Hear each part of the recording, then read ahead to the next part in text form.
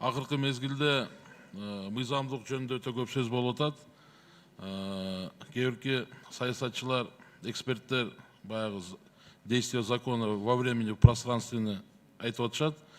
Өткүр Асылбек, ушул боюнча мына азыр эл көрүп атат, бүт Кыргызстан көрүп турат. Ушул боюнча маалымат так берип койсоңуз, действие закона во времени, в пространстве элге түшүнүктүү болсун. Конституциянын 69 беренесине ылайык экс-президенттин статусу мыйзам менен бекитилет деп айтылган да.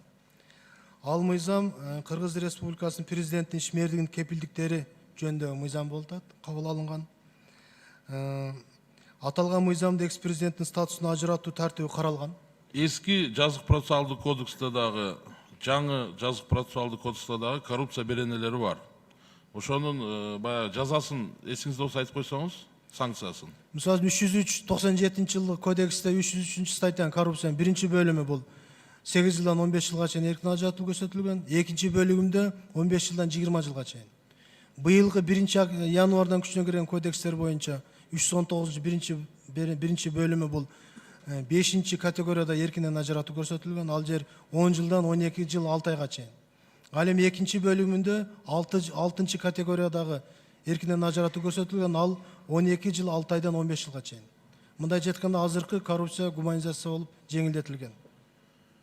Сиздин докладыңызда негизги сөздөр болуп, айттыңызда өзгөчө оор кылмыштардын белгилери байкалып турат депчи.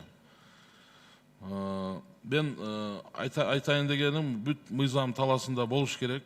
Эгерде кылмышчы козголуп тергелип калса, эмнеге мен мыйзамдуулукка басым кылып атканымдын себеби, мына бүгүнкү күндө өтө көп саясатчылар, ошонун катарында эле Жогорку Кеңеш, экс-президент бүт бардыгы айтып атат.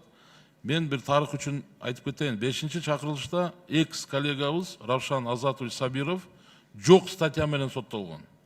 Бул дүйнөлүк практикада болгон эмес да.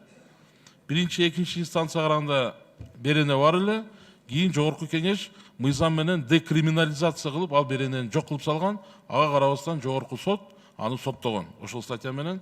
Аны мен айтайын дегеним, ушуну бүт мыйзам таласында болуш керек. Анан кийин, урматтуу Өткүр Асылбекович, акыркы мезгилде экс-президент тарабынан, кээ саясатчылар тарабынан Кыргыз Республикасынын президенттин дарегине, Кыргыз Республикасынын Жогорку Кеңештин депутаттарынын дарегине мазактоо иретинде сөздөр өтө көп айтылып атат.